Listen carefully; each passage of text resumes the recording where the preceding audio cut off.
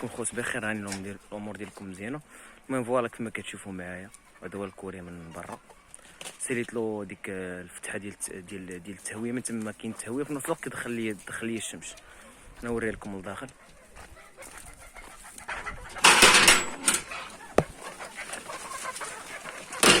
فوالا كي دايرها من هنا من الداخل، وما هي كي دايرها من هنايا هي هادي.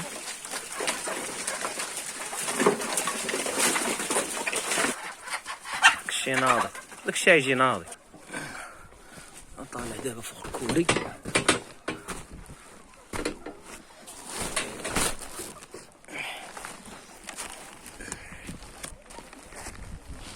ها كيجي هادشي من هنايا. درتلو مفيسات والجلود باش ميدخلوش